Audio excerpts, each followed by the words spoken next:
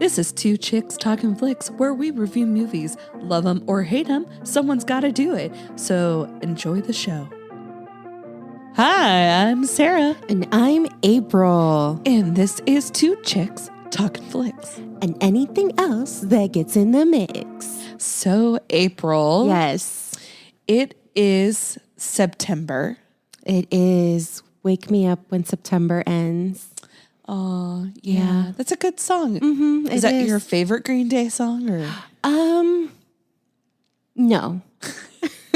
What would be your favorite Green Day? Oh, I would have to look it up and tell you. I don't know. Basket Case. That one's good. One of those old jams. Mm-hmm. I really like Macy's Day Parade. I used to like Boulevard of Broken Dreams. That video looks awesome. But then I heard it the other day and I skipped it. And I was like, I guess I don't like it anymore. No, I think I saw like the behind the scenes of how that video was made. Mm-hmm. And of course they filmed it on that like film, like the Rolly film and old cinemas. And the director, he took a cigarette bud and literally like destroyed part of the film, blew smoke on it. And I was like, wow. He's like, you won't see very many directors destroying their own projects just to get that feel for it. And I think the video is going to be Boulevard of Broken Dreams, but song will be Macy's Day Parade. Okay. Both of them depressing songs. Oh, sad. Well, speaking of sad, we are covering the movie Remember Me. Yes. Spoiler alert. Yes, I was about to say, spoiler alert. If you haven't seen the movie, you definitely want to stop it right now because we will be spoiling it. No, and I don't mean spoiling it. I mean, there's a twist at the end. There's a spoil. Unexpected twist. Oh, yes. And I saw this in the original run in theaters. Me too. It stars Robert Pattinson. Is that Patterson? I can never say Robert his name. Pattinson. Yeah, and Emily DeRavin. I think so. She's. I remember her from Roswell. I remember her from Lost. Oh yeah, she was in that. Yeah. I only watched Claire. I only watched like 2 seasons of that. Yeah, and it also has anything Pierce that I watch, Brosnan. I never finish. Yeah, it also stars Pierce Brosnan, which I forgot about completely. Yeah, which is really funny because all 3 main characters all have accents and they're all playing New Yorkers. Yeah, they do. You're just like, oh, weird. But yeah, this has a big twist, and you don't see it coming. No. And, okay, it's not at the level that The Sixth Sense is. And if you haven't seen The Sixth Sense, the bar for every single movie, not only of M. Night Shyamalan? Yeah. But just any twist. Yeah. Yeah. The only other thing that I can think of that was a better twist that I didn't see coming until like right before it happened was This Is Us, the very first episode of This Is Us. And you're just like, wait, what? No. Oh my God. Yeah. I don't know what she's talking about, but okay. I don't want to give it away, but it's really good. The very first episode is like the best, like one of the best like pilot episodes of a show. Oh, okay. And it has kind of like a twist at the end and you're just like, no. Let's see how far along into this review we can go before we mention what the twist is. Because there's a whole movie that happens. Yes. A whole movie happens. Yes. So the movie is Remember Me. And basically the synopsis is we have two families, basically. Yeah. That both are living through tragedy. And we fast forward 10 years into the future, and both families, their stories intertwine. And then the film ends. Yeah, good job, Sarah. Good job. Thank you. That the end. The end. Without giving away what happened. That's kind of the end. Yeah. So it starts in we see the mom and the daughter on a platform waiting for a bus or a subway. It takes place in New York. Yes. And my first note was, this has no good written all over it. And so basically they're standing there and some hooligan comes. They steal her purse. She gives it to him willingly. But she's looking at him, like trying to, he can tell she's trying to remember his face. Yeah. And she keeps her daughter behind her, so her daughter is safe. And then for some reason, the doors open. Again? They get onto the train, and then they close, and they open again, and he shoots her. And leaves the little girl by herself. Her dad comes, and he's a detective. And their lives are changed forever. Yeah. So then we fast forward to the other family in question. You have Tyler and his sister. They are at the graveside for the anniversary of their eldest brother. Suicide. And the mother is remarried. And the father is a business wig who ain't got time for nobody, basically. And he's a real douche. They go out to dinner. Such a dick. And the little girl, she's like 11 or something. She's young, optimistic, full of love. And the dad cuts her off when she's in the middle of telling her story. She's a talented artist, up and coming. We are to presume. And the brother is like, what the fuck? Can you not wait for her to finish? And demanding that the sugar be passed. And he's like, well, I'm sorry I interrupted the conversation. And then the brother's like, well, what was the conversation about? Were you even listening? And he basically storms off. And so he really loves his sister. He's a very good brother. He picks her up after school. They hang out, takes her home. He's kind of lost in the world after his brother died. And he hangs out at school, at the university with his friend. He's a reader. He's just auditing classes. But he's not really doing anything with his life. He's trying to be a musician. He doesn't really have talent. But his brother was really into music. So I think that's why he's into it. But he's kind of a lost soul right in this moment in time. And he sees... I wanted to say Claire. That's not her name. Allie. He sees her in class. And, I guess we'll circle back around to what they were talking about in class. But he sees her and, nothing really happens. But later that night, his friend convinces him to go out with him because he's been a sour puss, not going out, not doing anything. And so they go to a bar. Did you see who the bartender was? No.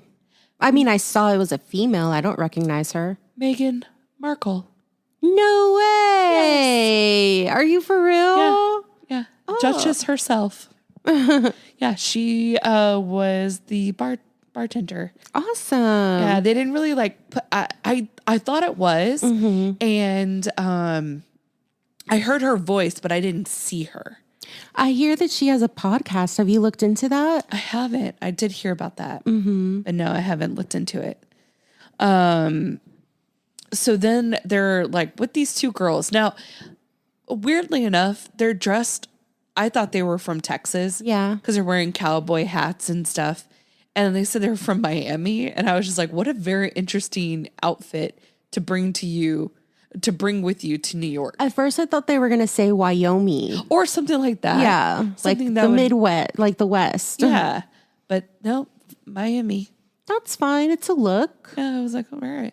But, I guess during that time, that was a big look. Because I remember Madonna was dressing like a cowboy or cowgirl during that time. Music makes the people come together. And didn't Britney's have that I love rock and roll? Yeah. So, yeah. It was a Crossroads. It was a lick. It was. So then we have, they're in the streets and he sees like some fight happening. And I guess he has pent up frustration that he decides to help the guys that end up in this altercation. And it turns into a full out brawl. The police show up. The girls vouch for him and his friends. Like, no, they were with us the whole time. They were trying to break up the fight. And so then they're like, okay, you guys can go. But the other two guys that were just crossing the street that almost got ran over, them and the two guys in the truck that almost ran them over were all going to be thrown in jail. And then Tyler is like, no, wait. I mean, they're innocent. You know, they were just crossing the street. And the cop who ends up being Allie's dad is like, you know what? I said, y'all can go. So just go. And he's not having it. No. So, you know. He kind of gets beat up by Allie's dad. And they all end up in jail. Yes. And, you know, like... So I was reading behind the scenes sort of stuff, and that actually happened to Robert Pattinson's friend, like the day before they were doing the rewrites for this movie. And so he added that into the story because he said that his friend was just like walking, and this guy got out of his car with a bat and like attacked him for no reason. And so that's why they put that in the movie. Did that happen here in America? Merca. It was in Alphabet City. Okay. I don't know what that is. That like, Google Town? I was like, it sounds like something from Batman. Alphabet City. And I was like, well, that makes sense because he's Batman. And I put a note that said, never touch a cop. No. It's a bad mistake. So I guess the friend ends up calling Tyler's dad. Of course. And daddy bails him out. And he doesn't have good blood with his dad. Wouldn't you call his mom? But daddy has the money. But I think mom has some money too. I mean, you've seen their house. Like, yeah, but like maybe he doesn't have the mother's phone number, whereas you could just call, like, you know, call my dad. He's an executive at Google. Like, that would be easier, I guess, for the operator to call. I would have just gotten his phone and called his mom. I feel like that would have been the better way. And she would have dealt with the dad. Yeah, but then they probably would have gotten a speech and dad would have just sent the money. Could be. Like, just think about it. Would you rather have your mom or your dad bail you out in this situation? I would probably want dad because I don't want to explain myself. That's true. Dad would just send money. Yeah. I don't know. I don't know which one of my parents would be cooler about it, actually. Well, I'm talking about their family. Yeah, I know. I'm just trying to think, like, which of my parents would be more cool. I would still want my dad to bail me out and not my mom. Because anytime I think one would act one way, it's the opposite. And you just never know. It's like they tag team. And they're just like, nope, it's your turn to be crazy this time. So he goes to his dad's office. Because he's like upset. I didn't call you. Yeah. And I'm going to pay you back. He lights up a cigarette. And she's like, there's no smoking in here. And he's like, well, then why do you have an ashtray? She's like, it's just a bowl. Like, So I thought when he put the bowl there that it was actually going to have indentions in the corner, and he was going to place the cigarette on there and be like, see, it's an ashtray. That would have been funnier because like a non-smoker would be like, oh, this is a pretty bowl. They would not have thought that I really wanted it to be an ashtray. Yeah. I mean, it was a very deep ashtray. I thought it was a candy dish. I mean, it could happen. Yeah. It should have had candy then, right? It should have. It shouldn't have been an empty bowl. That was weird. It sets the atmosphere. But it's like, why are you just lighting up in a building? You know you can't do that. Well, back then you did have smoke rooms. Like 70s, and 80s you could smoke anywhere. But in the 90s and 2000s, they had smoke rooms. So... Not in buildings like that. No, yeah. I've worked in buildings that had smoke rooms. That's where I picked up the habit. Because all my friends were smokers. And I would go into the smoke room to hang out with them. That just seems dangerous. So surprise cameo, the mom or the lady who plays Meredith's mom on Grey's Anatomy is the assistant in this movie. I don't know her name, but I just know her as Meredith's mom or Dr. Gray. Yeah. I was like, oh my God, it's Dr. Gray. I actually know who that is from that show. Yeah. I've seen a few seasons. Yes. It's a Her good show. and Dr. Weber. Yeah. Spoiler alert. If you haven't seen Grey's, you should. Dude, I'm sure there's a podcast on Grey's Anatomy. Oh, yeah. I've listened to it. There's a few of them? There's a few of them, yeah. But one of them is called... In the Grey? No. The On-Call Room. You know what? We should find a show that's been on forever and watch all of the episodes going backwards. So starting from the end? Yeah. And that would be interesting. Could be. Especially if it's a show you don't know. No. Exactly. We would have to pick a show we don't know. Like, oh, that's okay. How did we get there? Yep. Could you imagine trying to watch Lost? No. In reverse. But see, that's the best part. We have to like try to figure out the story going backwards and just make up. We wouldn't be making up the rest of the story to make it work. The only problem is that there's so many shows that I've seen, and I probably have seen it. That's the only problem. That's your fault for watching so much TV. I don't watch anything. The only thing I can think of that I know for sure I've never watched is like Firefly, things like that. So, yeah. So Pierce Brosnan is in this movie. And you don't like him? No, I do. No, I mean as a character. Oh, I'm sorry. I was like, Jesus. Like we always love him in everything, but not in this.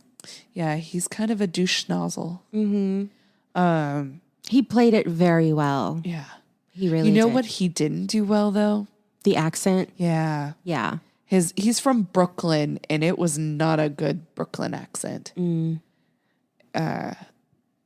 It sounded like a British person trying to do a Brooklyn accent and he just sounded British. But like weirdly British, not actual. It wasn't good. I just don't like the New York accent at all. Yeah, no. I don't. Yeah, like I feel like the other two people did a good job of just talking with an American accent. But he could have just done that. It might have been better. Yeah. But no, he tried to be Brooklyn. It's not his fault. That's what the director wanted for him. Or is it?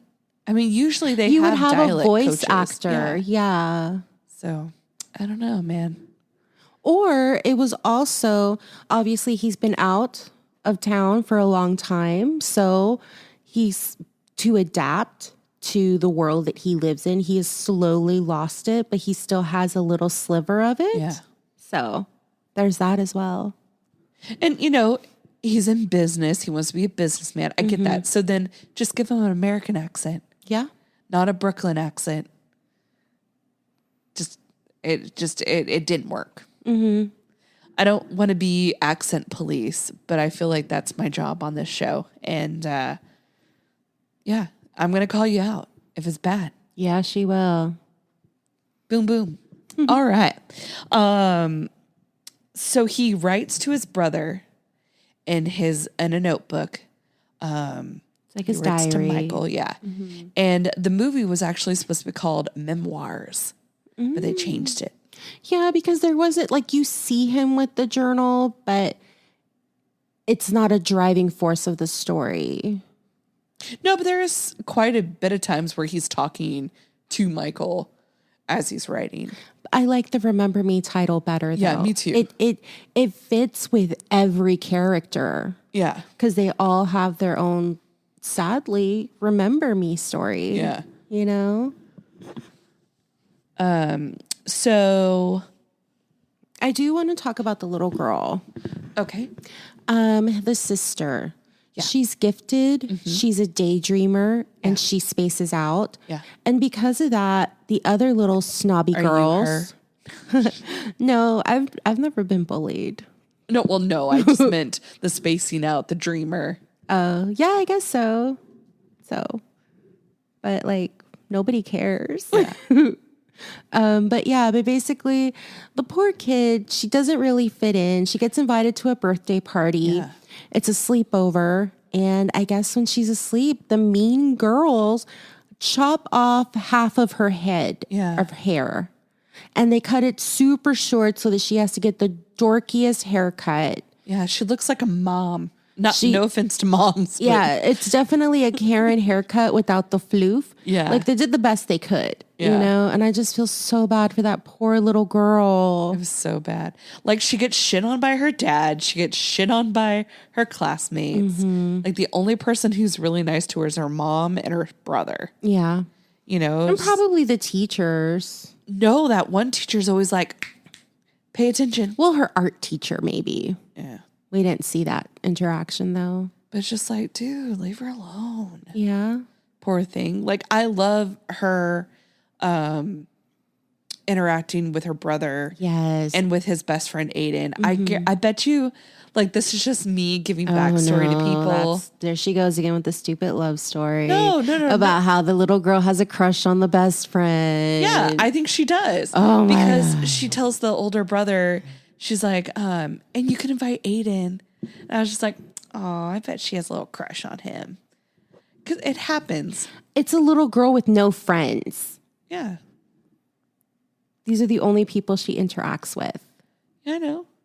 But he's just real nice to her. I just see she probably has a crush on him. That's all. That's all I was going to say. I wasn't going to say like, oh, and I bet one day they fall in love. Like, that's weird. She doesn't have to have a crush on him. She has no ties to anyone, you know, other than the girlfriend and his friends. Like literally his friends are her friends. Mm-hmm.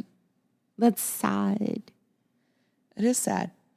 She doesn't have to like have a crush on him to like him, to be around. I personally. You always do this. Personally, I just assume she probably has a little crush on him. That's all. You're just so like, you always try to pair everybody up. I'm not pairing them up. That's creepy because she's 11 and he's an adult. I just said that I bet you she has a crush. But then your next train of thought will be, you know, in the 10th year anniversary, she's going to be 21 and he's going to be 31 and they're going to go back to the cemetery and they're going to rekindle their like lost friendship and fall in love and have babies. No, I wasn't going to say that. You cut me off before I got to finish what I was going to say. I was just going to say that I bet you she has a little crush because she specifically asked for him to bring Aiden to her show and to his birthday party. That's all I was going to say. Sheesh. Goodness. Anywho. I like when the friend tells Tyler to hit on Allie to get back at her dad for beating him up. Yeah. What was the point of that? Like, you're just going to hurt her. So why? They weren't going to get that invested in it. You know, it was like, let's just get one up on the cop. I guess. Like, she's an innocent party in this whole matter, but okay. But when he's talking to her and he says, do you see my friend over there? And he's like, he's an assaholic. Why is that term not stuck around? I like that term. Let's backtrack. When you're like, she's an innocent party here. Just think about it.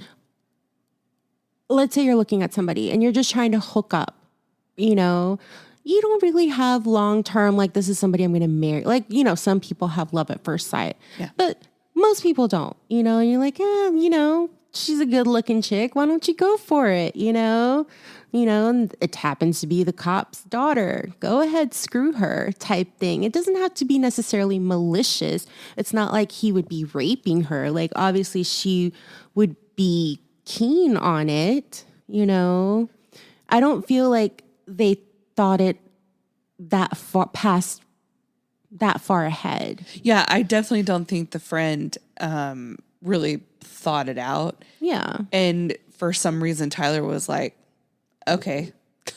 Again, he's a laid back, chill guy. He's like, you know what? I'm going to shoot my shot with all these other chicks. Why don't I just try it with her? Like, again, it's a small investment of time. It either lands or it fails, you know? If anybody was to get hurt, it would have been her, not the dad. He wouldn't care. He would just get mad at her for dating this guy that he had to break up a fight with, you know? I'm just surprised that the cop remembered. Yeah, he's a little up her ass. Yeah. I understand the mom died. I get it. That's what I hate. But it's like, come on. That's what I hate about SVU, that one Catholic, I'm a good Catholic. That dude, what's his name? I can't stand him. I'm so happy he got off the show on SVU. Which one? Special Victims Unit. No, I understand the show. I watch it. You know that one dude that was like the chick's like partner forever? He's like, I'm a good Catholic. And he has like 10 kids or some shit. 6. Are you talking about Stabler? Yeah, him. Can't stand him. Don't like him. He's back, right? Good thing I don't watch the show. And he has his own show. But they're constantly on the show together. No, like I had a roommate who would watch that all the time and record it, and it would piss me off because, like, you know, I'm there talking to her, and then I get sucked in and I have to watch the episode to see what happens. Yeah. And she's watching a recording, and then it ends, and then it starts a new episode, but then it cuts off, and you only get the first part of it, and then it's like, well, and then the next episode starts. You're like, wait, I don't want to see this episode. I want to see the beginning of the other one. So blah blah blah. Yeah. It's a good show. I just don't watch TV. There was a different guy who's been on more recent years. That Rodriguez guy, the young dude? No. Oh. Let me finish. Mm-hmm. Who's also like a Catholic guy who's like super Catholic. But he was a cop and now he's a DA. Mm. So that's who I wasn't sure if you were talking about him or Stabler. And I was like, he doesn't have kids. No, must be Stabler. It's the Stabler guy. I can't stand him. I hate that stereo New York cop. Yeah. I hate that. Tough. I hate it. Tough guy. Uh-huh. Alcoholic. Because Allie's dad is an alcoholic. Well, he was drinking during stressful times. Like he was up all night because she didn't come home. Okay. First of all, she had a flip phone.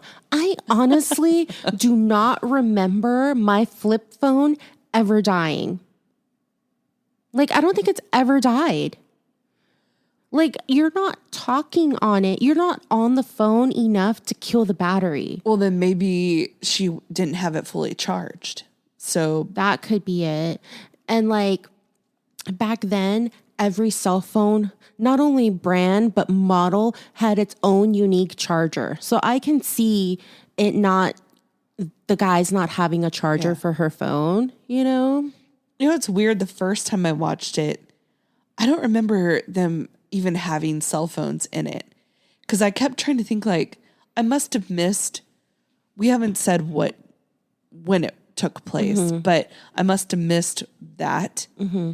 And so I was just like, this does not seem like right now. Like when you're watching the film, I remember watching it. I couldn't place when it was happening. Yeah. And I saw the flip phone, and that was my real indication of like, okay, so when this movie came out, there was still a handful of people that had flip phones, but those were like old leftover hand-me-down phones. So that's what I thought this was, like an old hand-me-down phone, like, you know. And that tracks for her character because it doesn't seem like she has like the newest, latest, greatest stuff. Yeah, but I was just like, why she got that old phone, you know? Yeah. So who knows? Mm-hmm. They did very well in trying to keep you guessing. Yes. You know, like once you get to the end and you realize when this took place, you're like, oh, like the clothes, they kept it as fashionable, as current as they could. Yeah. While remaining in the era it was supposed to take place. Yes. But then, like, rewatching it now, you're like, okay, it's so obvious, you know? So obvious. Mm-hmm. And when they have their first date, they go to the restaurant and she eats dessert first. I'll never forget that part of the movie. Because you never know what might happen. You may never get to dessert. Is that what her and her mom were doing? They were going to get ice cream. I don't remember. I feel like that's kind of what they were talking about before she gets shot. But those are definitely traumas she's carried with her. Yeah. You know, like. Because she doesn't take the subway anymore. No. And she lives in Queens, so that gets hella expensive. Yeah. Well, it looks like her dad takes her to school and back because it's on his way to work. Yeah, so she definitely gets rides. She takes the cab.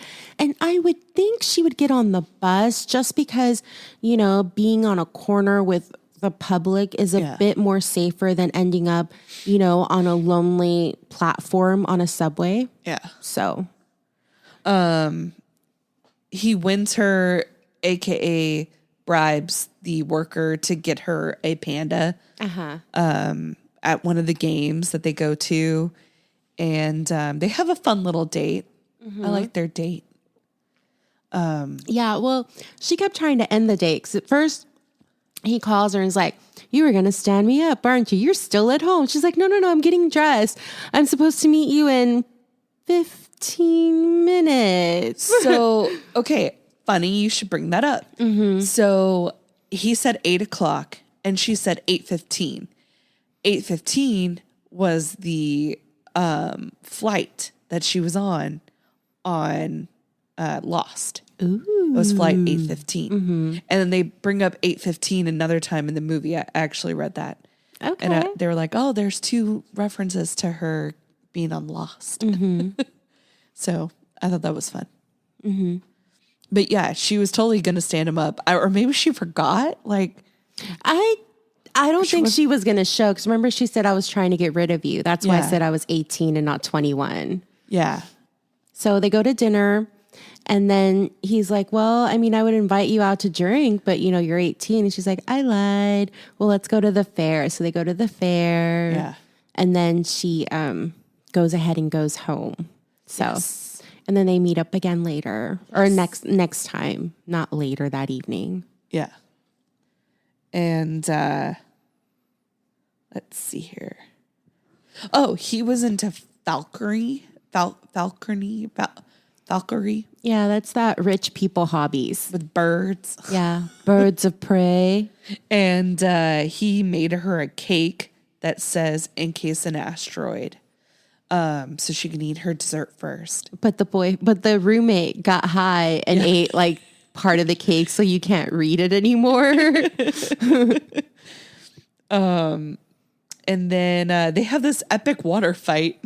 It was so dumb. Oh my God, it was so dumb. I just like that they put her in a black bra with a very see-through white shirt to begin with. Yeah. And then they had a water fight. I was like, really? Here's the thing about the shirt. It could be white. That's fine. But the front part had lacing that was already see-through. Yes. So like you didn't even have to get the shirt wet. No. Okay, because it's already see-through. And I don't know about you. Now, I know that is kind of a style. People do that. Yeah. But typically, if I'm wearing a white shirt, I will have a white bra so that you don't see it. Or I'll have a tank top on underneath that shirt. Here's the thing about the shirt. It was white lace on a white tank top. I feel the tank top or the lace should have been a contrary color. Yeah. That's all I feel. And I feel really the lace should have stayed white and the shirt should have been a different color. Yeah. You know, but that's just me. I feel like I feel like that water scene went on too long. A little bit. Yeah. I get that he sprayed her, fine, and she threw a pot of water on him, fine. But then they moved it into the shower. Yeah. And it was like, okay, like it was like, dude, you already got her once. Why? What's the deal? Yeah. And then they don't sleep together that time, do they? No. So she ends up, okay, so they come out of the shower And I guess they're still hanging when the roommate comes down and he's like, hey, there's a party upstairs. Let's go. Yeah. One drink, just one drink. So they go upstairs and she gets totally wasted and she passes out. She ends up sleeping in his room and he takes the couch.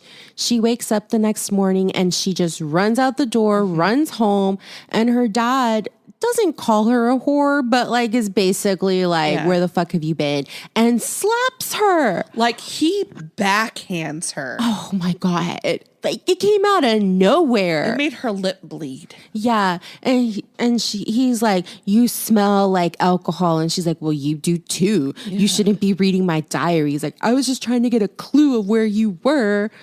So she runs away and runs back to his apartment.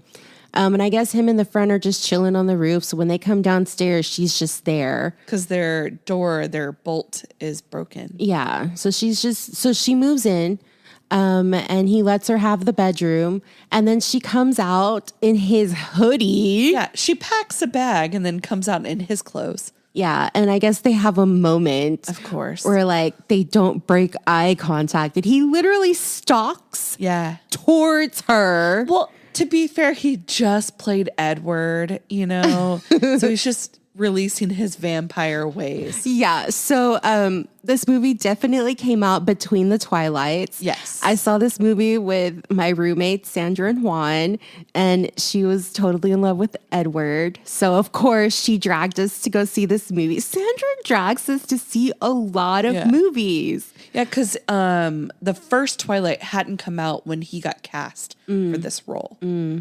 So in between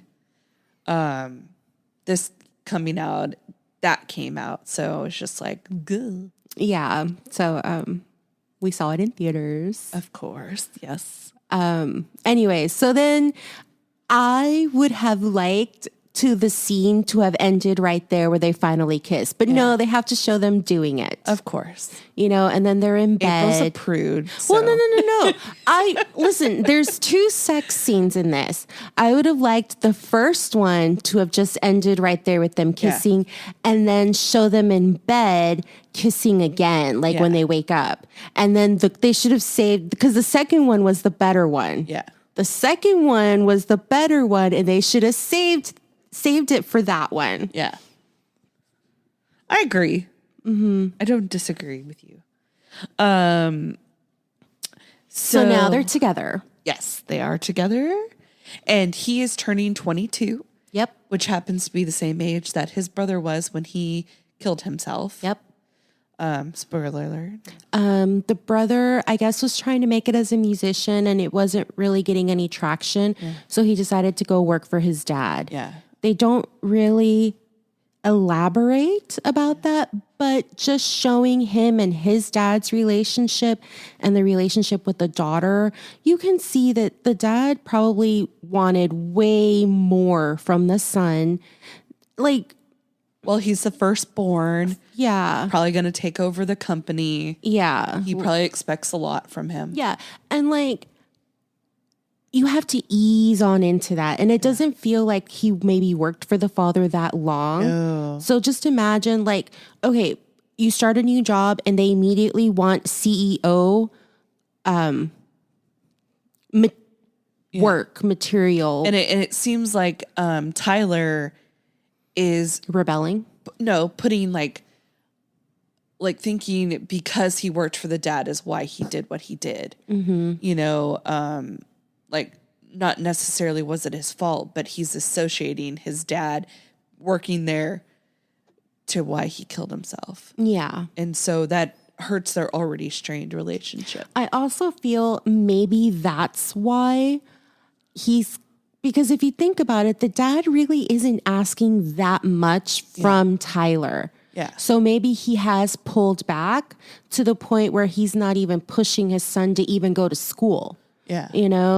So there is also that, like, the dad maybe reined it in too much. Yeah. And is not even providing any guidance. And it's like, we don't know what transpired before. Like, was he always like that? Mm-hmm. Or is this like a recent thing?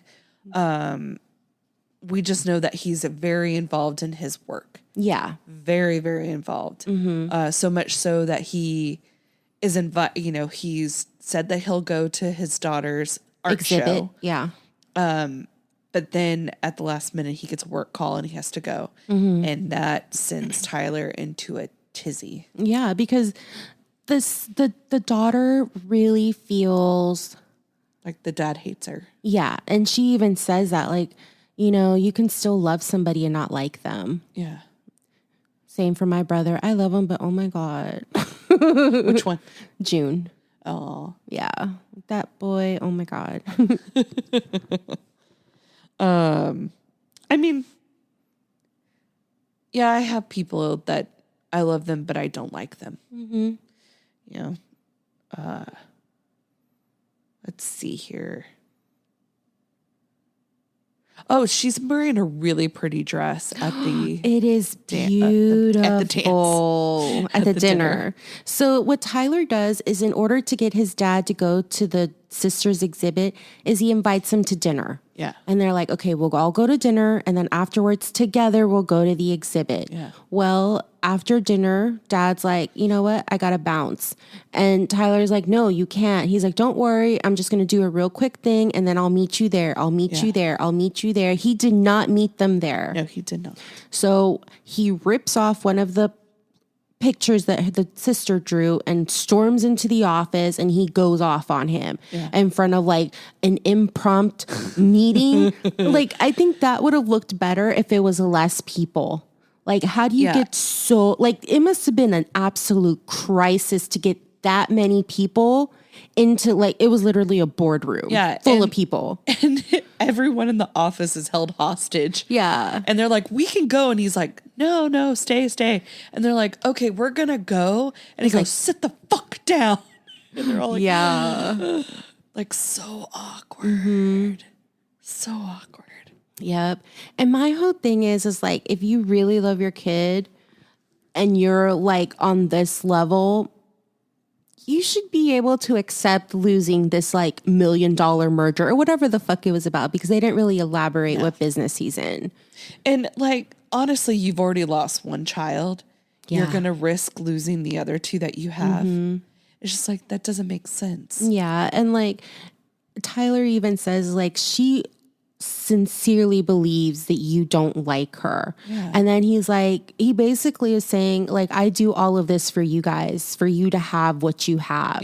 But they always say money doesn't equal happiness. No. Like what parents don't understand is that kids don't care about the stuff, they care that you're in their lives. But what children don't understand is that in order for them to think that you're happy and to get what you desire, they need to work and be crazy and sacrifice time with you to give you the things that they think you need.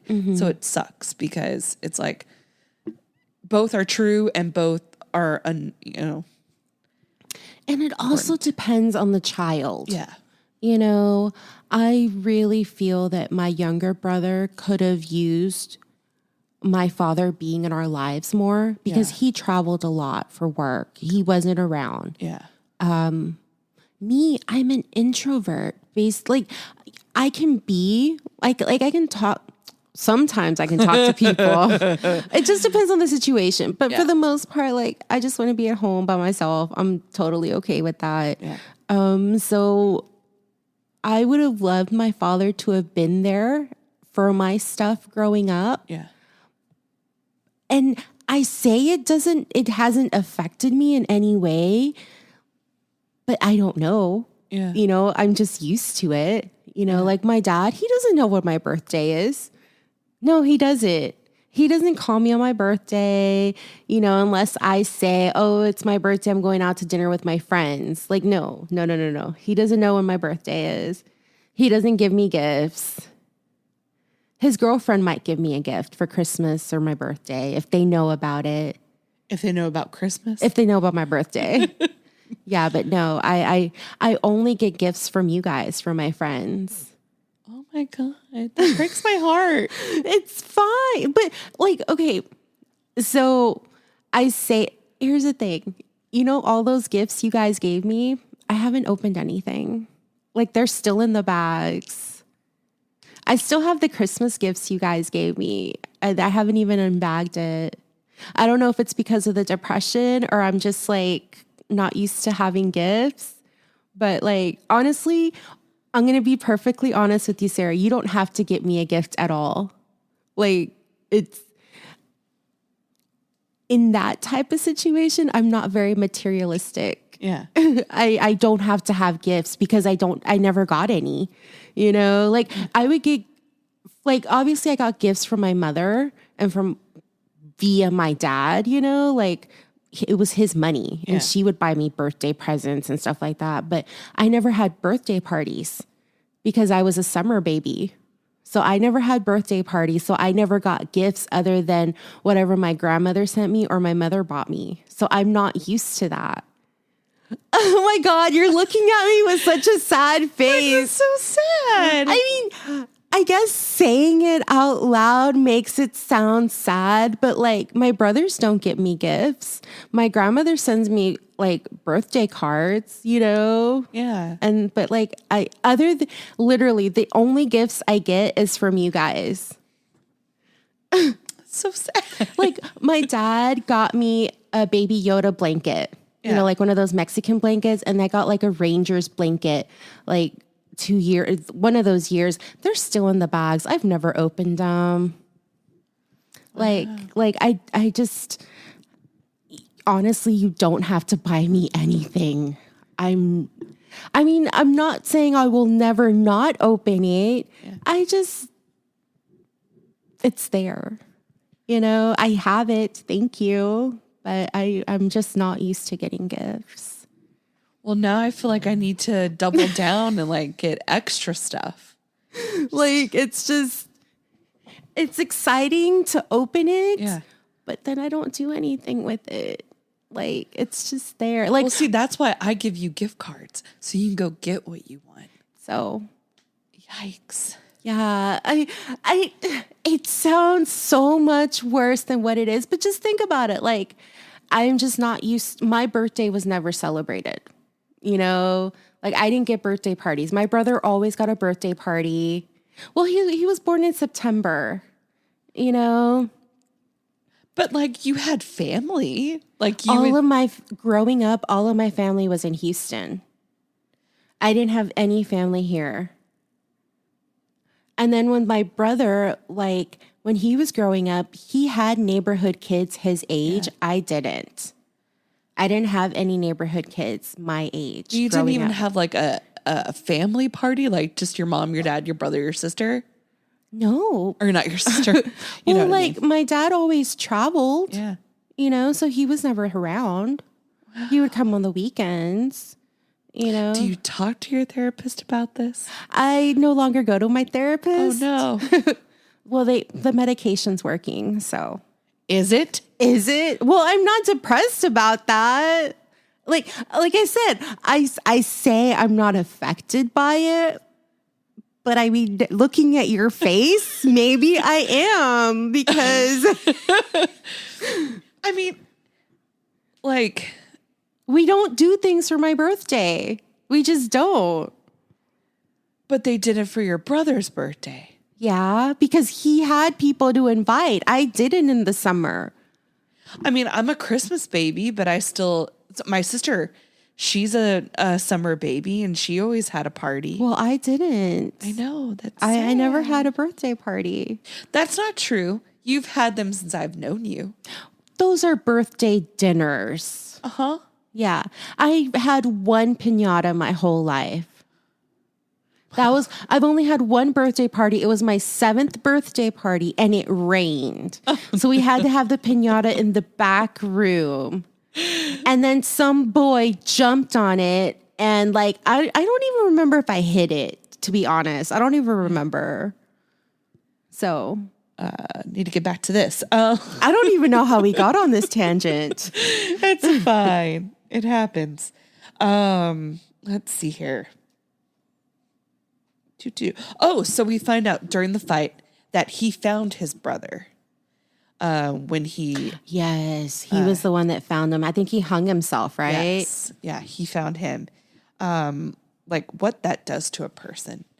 Well, and then he finds out that she saw her mom get shot. So it's just like they have that in common. And the way she says that, just in casual conversation at dinner with her dad, and she's like, "Oh, I never mentioned that, did I?" And then he's like, "Why would you say that now?" And she's like, "I don't know. It just, I was feeling the moment." Yeah. Just like you look like you needed to know. And so then they get back and the dad is in his apartment and he finds out that he's dating his daughter and they still haven't got the bolt fixed. Yeah.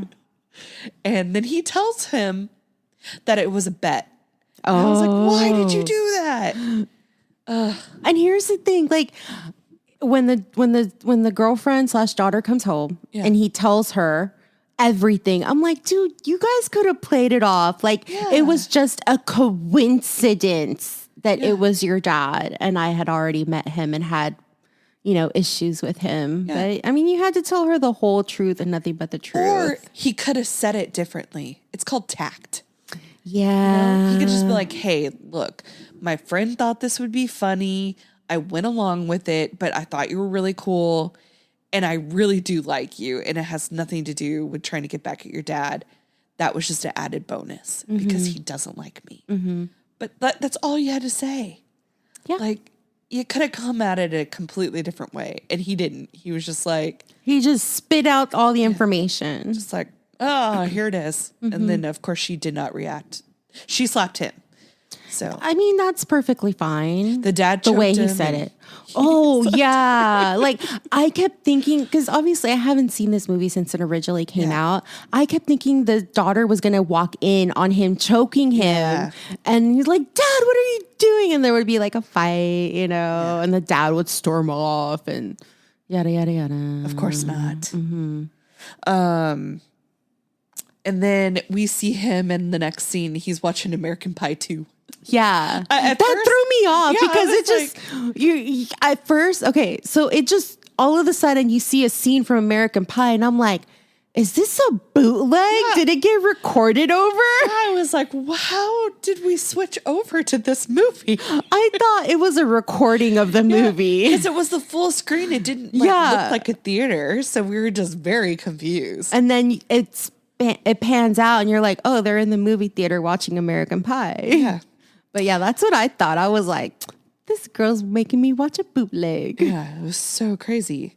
And we already talked about the sleepover. But the next day, he takes his sister to school. She has her short haircut. Oh. And then he comes in the classroom, moves the girl's Well, desk. she snickers. She's like, oh, is something different? Did you get your hair cut? Yeah, like, oh, it looks nice. And then the brother kind of like just really, Manhandles her desk. yeah, and like throws a fire extinguisher through the window. And of course, he gets back in jail. Of course. So the dad busts him out again. And then he's like, I want you to come by the office and talk to my lawyer tomorrow. Yeah. And he's like, okay. And so it feels like there's a real turning point. Yeah. Like after the sister got her hair cut, the girlfriend kind of comes back and, like unity, family unity, you know. She kind of, I don't know if she moves back in, but she definitely spent the night. Yeah. So now it's the next day, Tells her he loves her. Yep. She sets it back. Yep.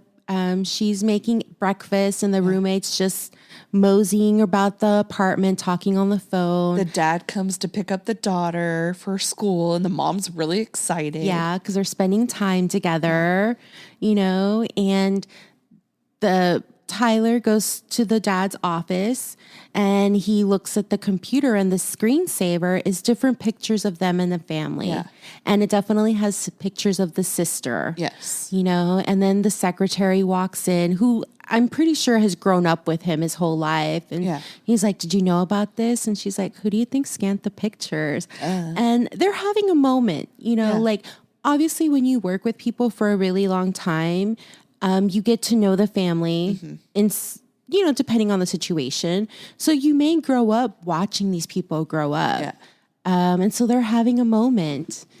And this is the moment when I was watching it in the theaters that I was like, wait a minute. Yeah. So then we cut back to the sister at school and the teacher writes down the date. My spidey senses were tingling right before this happened. And then it was confirmed. Yeah. When she pans by and it says September 11th, 2001. And I was like, no. And then you go back to Tyler in the office and he's looking out the window and the camera pans out through the window and you see, oh my God, he is in the World Trade Center. Yes. You're just like, what? No. I was in so much shock. Yeah. Shock. Absolute shock. And then the movie goes black. And honestly, that's all I remember from the film. Me too. I don't remember the other parts. So watching it now, you kind of see everybody's reaction of what happened. You know, like the mom is off to work and then she notices off into the skyline, the smoke, and she starts walking towards it. Well, she sees everybody running. Yeah. And she's just like, what's happening? And the dad, the cop, he's there at ground zero. Yeah. The girlfriend and the roommate run up to the roof and they're watching. The daughter, she's at school. I guess they let them out early and she's outside not knowing what the fuck is happening. Yeah, and then the dad is standing outside of the car looking up and he got as close as he could before they stopped traffic. Yeah. And it was World Trade Center 1. Yeah. Also. So and he was above whatever floor they were on. Yeah. And so if you watch the movie the second time, there are some clues that clue you in on it being September 11th. Mm-hmm. And I have them right here. So school ended. Remember, congratulations on your last day of school. Yeah. And then you see Summer, they're at the beach, and then school starts again. Yeah. So it says on the very first scene, after grabbing the purse from the woman, the villains aboard the subway train, the doors close and you can see the Twin Towers behind. So that's the first one. Oh, I didn't notice that. Yeah, I didn't either. I didn't notice either time. And then, this says visual foreshadowing. Mm-hmm. So it says the train part. And then it says later, Tyler is on the elevator. And this is the one I noticed. Mm-hmm. When he's going up the floors, it says 88, which is the floor that he's on. And I was like, oh, damn. I love how in no scene they show the windows. Yeah, no. Every time you went to the office, to the dad's office, they don't show the windows. They did really well not to show where the building was. And they never really talk about what time of year. Because, and that was the other one I caught. Mm-hmm. So when they're in the class and he sees her for the first time, they're talking about terrorism. Oh, yeah. And I was like, oh, so this happens. I couldn't remember exactly what order the things happened. Mm-hmm. So I was thinking this was right before September 11th. Well, but it's actually the year or the summer before. Yeah. So I still remember September 11th, obviously. Yeah. I remember when the World Trade Center got bombed in 92, 93. It was early 90s, I remember. Yeah. And so I remember my mother woke me up. She's like, oh, they bombed the World Trade Center. And I was like, no, they already did that. That must be an anniversary or something. And she's like, oh, okay. And I went back to sleep. It was enough for her to wake me up. And I was like, no. They've already done that. It's an anniversary. Went back to sleep, woke up again and took my brother to school, came back home. And then is when I'm getting ready for work and I'm getting dressed with the TV on. And I'm like, oh shit, hold on. What the fuck is happening? That's when I'm like, oh, that's not at that point, the second plane had hit and everybody knows this is not a bomb. Yeah. But the first I heard of it, it was a bomb and I thought it was just an anniversary. Yeah. But when I later, is when I found out, when everyone found out pretty much. So yeah, it was crazy. Yeah, it was. I mean, we wanted to watch this movie, not in celebration of 9/11, but we thought it's a good movie, and then it has this twist of 9/11, and because that's how life is. Yeah. You're just busy living your life, and then the next moment it can all end. yeah, it's crazy. So sometimes you have to eat your dessert first. Exactly. Because you never know. Any other little I had one other thing. So the oldest brother, killed himself when he was 22. Mm-hmm. He died when he was 22. Yeah. This little girl is not looking forward to her 22nd birthday. They show a little future scene where like the dad took the daughter to like an art gallery, Yeah. And like you see him at the very least making an effort trying to bond with his only child now. Yeah. Oh, and they said, so I was reading different stuff. It said that at the funeral, or not the funeral, at the remembrance, you see the dad and the mom lock arms, and during the and you see the stepdad kind of step back, and at the museum, the dad noticeably has a ring on his finger, and they think that the parents got back together. Wow. Yeah. And now they have their kid. Yeah, and it's so sad that like you see both headstones next to each other. Yeah, it's awful. And his book, his diary, is on the floor or on the ground at Ground Zero. Yeah, and for someone to see. That may end up as part of a museum exhibit because, how do you connect that? Yeah. Like obviously you can, but I mean, the parents are going through so much. Yeah. For them to find it, and claim it. Yeah. So it's so sad. I remember my aunt was living in Brooklyn at the time, and she was like, you could smell the stench all the way into Brooklyn. It was horrible. It was scary. I remember calling my aunt being like, are you okay? She's like, yes. Oh my God, I can see it from here. Like all of the smoke. And she lived in Brooklyn. She was okay, thankfully, Yeah. But a lot of people weren't. Yeah. And even those who didn't lose their life, so many people went out there and have like smoke inhalation and like asbestos. Like they are still dealing with this. Yeah. The first responders. Yeah. It's crazy. It is. It's nuts. I know we've talked about this. We did this last year for the 20th anniversary. But it's never easier. I know they say misery loves company, but like, why do you have to take other people down with you? Yeah. And right now, I think for a very long time, we've had so much gun violence. Yeah. And it's just getting worse. Whatever you're going through, please get help. Yeah. And there's no one else should, as much as painful and as much as you're suffering, please don't put that on someone else. Yeah. Like, don't do that, Just because you think people don't care about you doesn't mean that other people have people who don't care about them. Yeah. And this too shall pass. And you just got to remember that. Like, it's always, every day that you're alive is another day that you can rectify whatever situation you're in. And killing other people, innocent people, for no goddamn reason is not a good reason. Yeah. And there is so much help out there. Mm-hmm.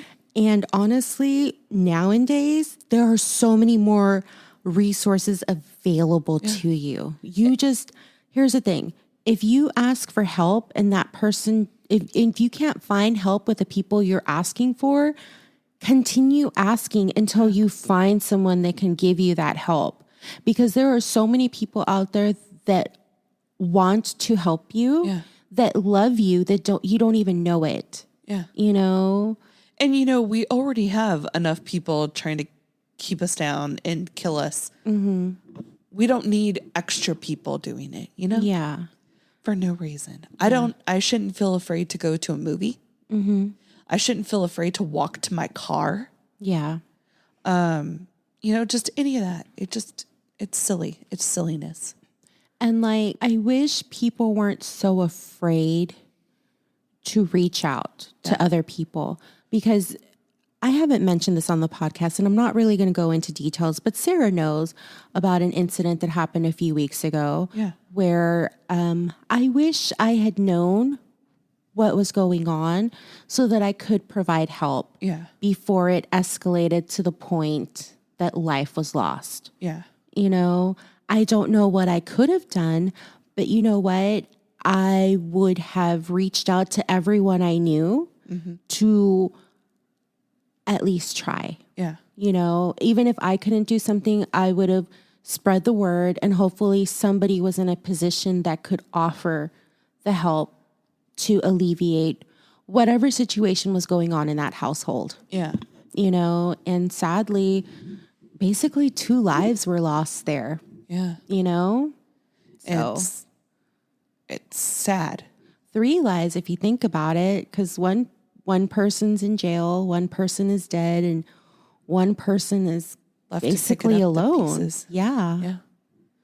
So after a already tumultuous last couple years, so it has been really rough from my friend. Yeah. So and I wish I should probably reach out. I'm honestly a terrible, terrible friend. I really am. I just because she could use the strength now more than ever. Yeah, I'm a caller. Definitely. Yeah. Well, if we haven't bummed people out enough, watch Remember Me. Yeah. I mean, you know, watch it with someone who hasn't seen it, because that twist. Yeah, my sister hadn't seen it. No, and we did not say a word. No, not one word. We were just I remember that moment when she got it. She was like, wait, what? She's like, no. She was us years ago. Yeah. So like, I actually cried. Yeah, me too. I cried in theaters when I saw this. I was like, no. I was indignant. I was like, are you kidding me? I was so mad. Really, at the end, you think they're finally going to be in a better place, and they just get the rug yanked out from underneath them. It's so annoying. It's a good story. Yeah, it is. It is. But it reminds me of The Sixth Sense, because when I saw it the first time, my parents had already seen it. Mm-hmm. So when they were watching it with me, they were like, oh. And I'm like, what? Because they didn't tell me what the twist was. Mm-hmm. And so I'm just sitting there and I'm like, what's happening? What are you seeing? So I was fortunate when I saw The Sixth Sense. I read a review that didn't spoil it and said, honestly, you should watch this movie the weekend that it comes out. Yeah. If not, people are going to ruin it for you. They didn't say spoil. They said ruin it, which is complete. Because if they say spoil it, then you know there's a twist. Yeah. But if they say ruin it, then you're thinking, oh, they're going to tell you the whole plot. Yeah. So I'm very happy with that word choice. I will never forget that. And so then I went to go see it, I don't know, Saturday, Sunday, whatever. And oh my God. I remember I went and saw it again, I think. So the second time where you're like, oh. I wasn't vocal. I was like, oh my God. Like you see it, you know? No. I probably saw the DVD or the VHS with like the extras where they show you, like, if you notice, he didn't pull the chair out when he sat down, you know? And if you notice, he's wearing the same outfit the whole time. It's just in different pieces, you know? So it's hard to tell. Yeah. Yeah, I was trying to keep my cool throughout this whole watching of this movie. I know. I was just like, Sarah, shut up. I didn't say anything. No, you didn't. But like whenever she would say something and I'm like, don't you say nothing. Yeah, I wasn't going to. Don't you say nothing. Yeah, she was coming up with weird theories. I was like, yeah, maybe that could happen. Maybe. Sure. I was like, keep it shut. Because we could relive this through her. Yes. And it was great because she was on her phone towards the very end. And I was about to be like, bitch, put your phone away because I'm going to need you to pay attention or you're going to be very confused when it goes black. Yeah. Because if you miss the date, you're not going to really clue in until it's too late. Honestly, I don't remember them putting the date on well, this is me remembering. Yeah. Obviously, I just remember the camera panning out and then you see it's the World Trade Center. Yeah. You know, but I don't remember the date. Obviously, I saw the date. Yeah. So when I saw the movie originally, I would have put it together faster. But to my recollection, I don't remember the date. Like him standing at the window or in the office, I was like, wait a minute. And then you see him at the window and I was like, no. And then the date, I was like, no. Yeah, just from my recollection, I just remember him standing at the window and it panning out. And maybe because Susan was like, I had a delayed reaction. Yeah. I was like, maybe they were like reliving this day in history. Yeah. You know, but like maybe I was doing the same thing. But I just remember as soon as that camera panned out, I was like, this is real. Yeah. This is happening. And I must have known it was 2001 that it was filmed in because I did that really quickly in my head. As soon as I saw him at the window, I was like, wait, it said it was 2001, didn't it?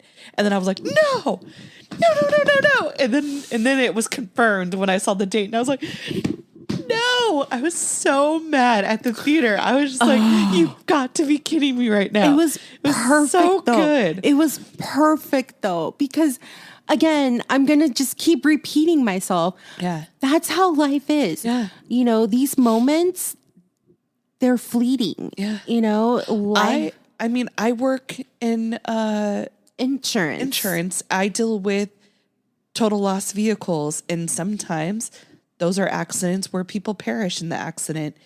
And I have a sick fascination. And, if I see that the date that they died is the same date as the accident, I must know what happened.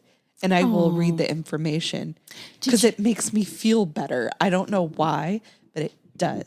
Did you see that story that happened a few weeks ago in California? Yes. About that Houston woman that ran the red light going like 90 miles an hour? Yeah. Oh my gosh. And like one family died, right? Yeah. It was a pregnant woman, her toddler, and her boyfriend or fiance. Yeah. That's 4 people. And then there was another car, right? And because it took a while to identify the friend, because obviously they have the car. So they identified the car owner, but the friend, it took a while. And I remember I saw that interview. She was like, you know, we're here late because it took a while. It took DNA to identify our relative. You know, she was a mother of 6. Oh, wow. And those are just the people that died. Yeah. There are people that were injured in this, you know. Oh my God, that poor toddler. I saw an interview where the whole car seat flew out of the car and like they were trying to help the baby, but it was already like, you already knew there was no saving this baby. Like how sad is that? And for what? Apparently this woman had several different 13. Oh my God. Yeah. Ridiculous. It's insane. Yeah. I saw one today, or not an accident today, but one of the claims, they weren't even in a car accident.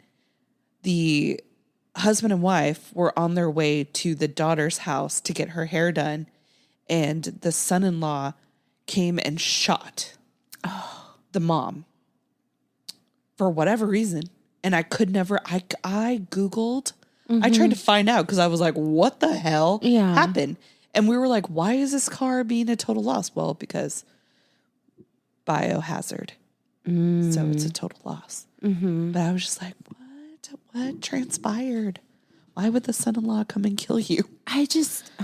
Maybe because I'm poor and I don't have money. But I just don't get it. Yeah. You know, like get a divorce. Just lose it all and start over, Right. start from scratch. Maybe because I don't have nothing to lose. Yeah. I don't understand. Like, Me neither. maybe if I had the perfect life, I wouldn't want to lose it either. Like, I don't understand why you kill your spouses or your children as vendetta because you're mad. Just like, dude, just start a new life. Right? Like, I'm always trying to start a new life. Yeah, I don't get it. I watch all the Datelines. I listen to all the podcasts, and I'm just like, Why? he sounds like a piece of shit. Why? Why do you care? Like, leave him. Like, who gives a fuck? Like, I don't know. I guess I have friends and family that if I was ever in a situation, I would just pick up and leave. Yeah. You know, like I feel bad that these people just don't have that. Yeah. But then again, it's like there's women's shelters. There's places like, again, like maybe it's your mentality. Like people keep putting you down, you know, like even if I didn't have friends and family, I would go to a church. I would go to a women's shelter. Like I would think that I would get out of a situation like that. Yeah, my sister and I were watching one of those ID channel episodes, and the wife was locked into the house. I go, okay, the front door is locked. All right, break the back a freaking window. I go, what? They don't have windows? Yeah, she couldn't just escape then. Yeah, like I would have done whatever I needed to do to get the hell out of that situation. Like as soon as he comes home, just bolt out the fucking door. Yeah. Like you're telling me that if you run out of traffic, you like. Here's the thing: I may not get out and help you, but I'm gonna call 911. Yeah. You know, like there's a woman, this man just dragged her back into the house. First thing I'm thinking, you're kidnapped. You know, because I don't know you. I don't know that you live in that house. So I'm going to call the police and somebody else will look into that. And you hear about these stories about, you know, we're going completely off. But, you know, we watch a lot of these stories where like these people were abused as kids. Yeah. So, and then they continue to like stay in these types of relationships. And I just feel bad for them, you know, like you were abused as a child and then you keep finding these people. I guess you could say they were groomed. Mm-hmm. So they're always going to portray themselves in such a way to where a groomer can identify them. Like, I don't even know. I don't even know, you know, but it's unfortunate that they find themselves in these situations. Yeah. You know, and I'm not blaming them. It's not their fault. I just, I wish there was more social work, more programs at school. Like, here's the thing. We have counselors at school, but they're not really counseling you on your personal life. They are there to make sure you're passing your classes. Yeah. You know, and maybe we should have counselors that are counseling you in your life. 100%. You know, take you out of your class maybe once every month. You know, that's what? 9 sessions, at least 8 sessions, you know, in which, you know, you at least build a rapport with your counselor and the counselor's like, hey, do you want to talk about it? Like, honestly, the only time I talk to my counselor is if I wanted to get out of a class. Yeah. You know, and they had to change my schedule. Other than that, I've never spoken to a counselor at school. You know which kids need the help. Use the help. Yeah. And you also can tell which kids might need the help. Mm-hmm. You know, ones that are quiet, stay to themselves, get picked on all the time. Those are the ones that you need to definitely have someone talking with them, a safe space. Safe space. Yes. Mm-hmm. For them to be, you know, the ones that are, yes. Are there people that are tears of a clown? They act happy, they're fine. And then when they're alone, they cry. Yes. Those ones are harder to spot. But you can tell the ones that need it. For sure. Just think, like, again, honestly, like, obviously there were counselors in every school. Yeah. But I really only vividly remember we had 4 counselors in high school.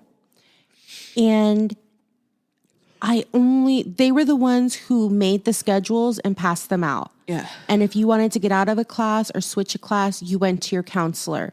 And that was the only time I spoke to them. Yeah. You know, obviously I was not really a problem child. So I mean, Shocking. shocking. I guess I had my issues. Yeah. But like, again, I don't know. Like, I didn't have like emotional problems types thing. Like, I don't know. I don't know. That's not my world, you know, but it would have been nice. Like, let's say there were 1,000 kids, 4 counselors. I can see that being a lot, you know, but maybe you take 10 kids an hour, you know, and even if you can't really discuss like heart to heart issues, you're building that establishment with the child and be like, and you can always come back and talk to me. Maybe out of those 10 kids, one of them will feel like, well, maybe I can talk to her about this, and maybe they'll come back to you. Yeah. You know, I don't know what the system is, because there is no, as far as I know, there is no system. Yeah. You know, a counselor for us was about, you know, are you going to college? I can help you sign up. Yeah. You know, that was our counseling, was education, not social. Yeah. And that's desperately what we need, is more social. Yes, for sure. A lot. For show. Mm-hmm. So, is there anything else about this movie, April? You know, if you love somebody, tell them you love them. Yes. And eat dessert. Yeah. Get that dessert. Take it home. Yeah, order it to go. Last. Just do it. My brother ate my egg roll too. My flauta. I gave it to him. Well, when I got home, it was dinner time. I was like, oh, you want a flauta? Oh, I brought you a cupcake. Was it good? Did he like it? I haven't seen him. You know, we work different hours. Yeah. So my cinnamon one was pretty good. Mm-hmm. I liked it. Yeah, he ended up, the blueberry was a gluten-free. So I was really looking forward to that, because it was gluten-free. So I wanted to see what it tasted like. But, you know, whatevs. Why'd you give it to him? Because I felt bad. I was like, here I come with my little bags of stuff. Yeah, you could have just given the flauta and you could have kept the blueberry. Anyways, I mean, it's not like we're not going to go back. Well, I'm going to go back. I don't know about you. Do you want to go back? We can. I'm definitely going to take my dad to the ATM, because I want him to experience the ATM. He'd be like, oh, we went to Sprinkles. Yes. I've actually been there in Vegas, and I didn't know they had any here. Yeah. And then I looked it up, and I was like, oh my God, they have a 24-hour ATM machine. So I took Sarah. I got the banana split. Yeah. The banana bread part was really good. Yeah. But the frosting was like, it had frosting on it, and then they dipped it in chocolate, and then it had filling. So I felt it was just too much sweet. Yeah. Sweet on sweet on sweet. The bread was fine. I had a cookie. It was an oatmeal cornflake cookie. Mm-hmm. It had a lot of salt on the outside. I love salt. I did taste it. I liked it. Yeah. It was okay. Mm-hmm. It was not the best cookie I've ever had. It wasn't the worst. Mm-hmm. It was all right. But there was a lot of salt. Mm-hmm. But more about this movie. Yes. What's your rating? So, on suspense alone, it would get a 6. But I will give it a 7 out of 10. Should have known by the flip phone. Mm. How about you? Honestly, I would give it a 6 just on a story, because when you're watching this, it's just a plain story. Yeah. It really is a plain story. But then that ending, it made me cry. Yeah. And because of those tears, I'm going to give it, on the spin, a 9 out of 10. I cried in the movie theater. I love it. Yeah. All right. Well, I didn't cry the second time though. Yeah, me neither. Because I knew what was coming. Well, I just was like waiting for my sister to. She was asking us what movie. She kept asking me, and I kept saying, "Remember me," like trying to play it off. Mm-hmm. And I was like, it's no biggie. We're just watching this movie. She's like, "What is it about? I should look it up." And I was like, "No, don't look it up. It's just a love story. Just that's all." Yeah. Like, remember me. Come on. Don't look it up. I was like, just don't look it up. Yeah, don't look it up. Yeah, it's just a love story. Don't look it up. But hopefully if you're listening to this whole episode, you already knew the spoiler. Yeah, but watch it with someone who has not seen this movie. And I hope they cry. Yes. Ugly tears. Hopefully they were alive and know about September 11th or they won't care. They'll just be like, oh, that's weird. I mean, anyone 21 or younger right now wasn't even alive. Oh, Jesus Christ. Yeah, we're old. I hate people. We were those young people once before. That's true. We were literally born last century. Like our core memories are from last century. Oh, God. Yeah. Some of my memories are almost 40 years old. No, I don't remember stuff when I was like 40. I mean, when I was 1. I'm 41 in case you're wondering. So. All right, guys. Just living it up. Just living it up. Mm-hmm. So April, where can they find us? Two Chicks Talking Flicks over on Instagram. You can find us at Two Chicks Talkin Flicks at Gmail. We have a Facebook, Two Chicks Talking Flicks. And a TikTokies, Two Chicks Talkin Flicks. We also have a Twitter, which I will be posting on very soon. Two Chicks and Flicks. Yes. Mm-hmm. I'm going to get back on that wagon. I've been inspired. Yay. Yay. So, all right, guys. Well, till next time. Toodles. Bye. This episode was produced by Two Chicks Talkin Flicks. Music was produced by Michael Girvani. If you like this episode, please like and subscribe. If you'd like to be a part of the show, have a movie suggestion, or just want to give us some love, you can email us at twochickstalkinflicks@gmail.com. Thanks, guys. Toodles.